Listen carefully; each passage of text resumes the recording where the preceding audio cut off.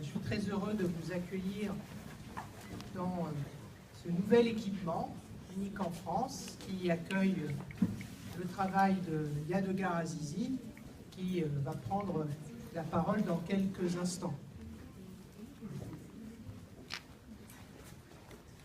Cette initiative ambitieuse est née d'une rencontre en septembre 2012 entre quelques élus de l'agglomération, dont Laurent Fabius, et Yadegar Azizi et son équipe à Berlin. Cette rencontre a eu deux effets, deux conséquences. Première conséquence, tout simplement, la surprise et même l'enthousiasme qui ont résulté de la découverte de ce travail qui fut un mode d'expression dominant en Europe et en Amérique du Nord au XIXe siècle et qui avait disparu et que Yadegar Azizi, mais il en parlera mieux que moi, a relancé. Et puis, deuxième effet, deuxième conséquence, l'envie, la forte envie de montrer cela à Rouen. À Rouen, dans le cadre d'un projet qui commence à partir d'aujourd'hui, au fond, en montrant un travail, une œuvre déjà existante, Rome 312, qui sera prolongée à l'automne prochain par l'exposition d'une autre œuvre sur un thème très différent, Amazonia, et qui, c'est notre volonté la plus forte, la plus claire, culminera en mai 2016 avec la création mondiale d'un panorama sur Rouen, n'est-ce pas, monsieur le maire? Rouen à l'époque gothique, Rouen gothique à l'époque de Jeanne d'Arc. Notre projet, bien entendu, doit rencontrer son public. Et nous abordons ce temps d'ouverture à la fois avec confiance. Ceux qui connaissent le travail de Yadegar Azizi savent qu'il produit son effet. Nous l'abordons ce moment en ayant à l'esprit que notre perspective est bien d'installer à Rouen, dans les années qui viennent, une initiative muséale qui pourrait être très importante de regroupement d'œuvres XXL et pas seulement l'œuvre de Yadegar Azizi. Nous préparons d'ailleurs une convention d'études avec le musée du Louvre qui possède dans ses cartons, si j'ose dire, deux panoramas que personne n'a vu depuis des lustres sur deux intérieurs de monuments que sont l'abbaye de Westminster et Saint-Pierre de Rome.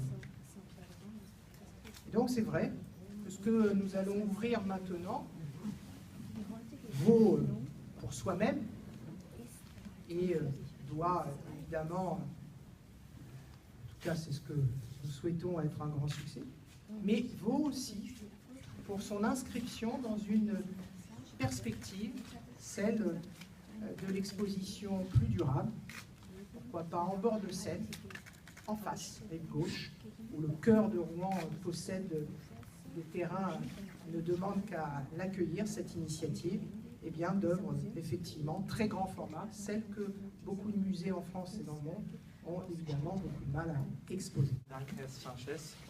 Merci beaucoup.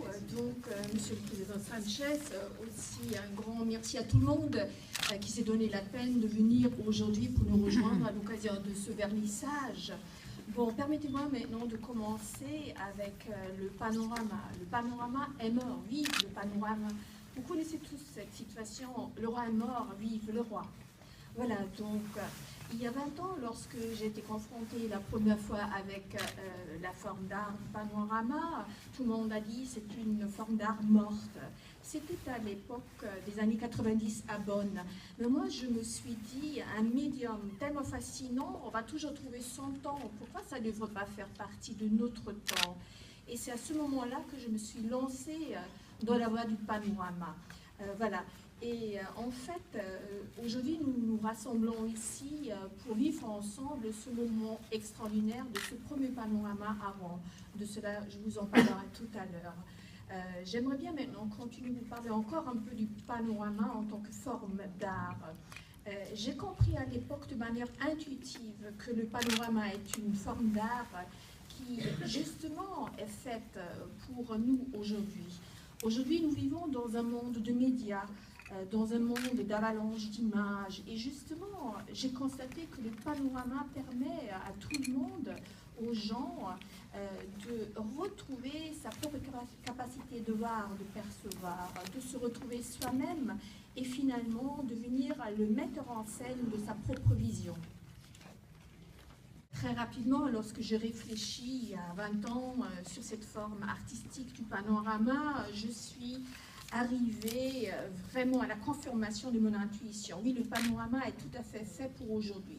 Au XIXe siècle, en fait, lorsqu'il y a eu un projet de panorama, il y a eu des sociétés qui se sont mises ensemble, des sociétés d'action, en fait, car ce genre de projet a nécessité beaucoup d'argent, il fallait construire des bâtiments, etc.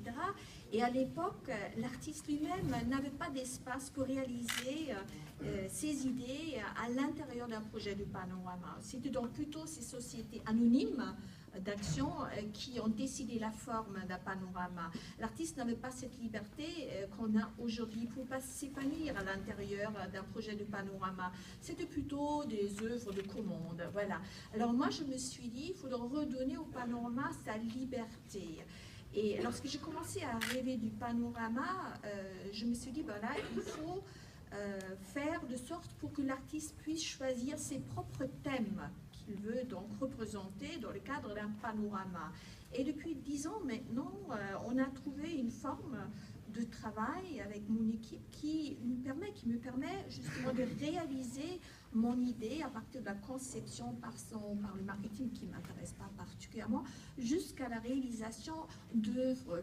Et une de ces œuvres, vous allez la découvrir incessamment sous peu, à une centaine de mètres d'ici.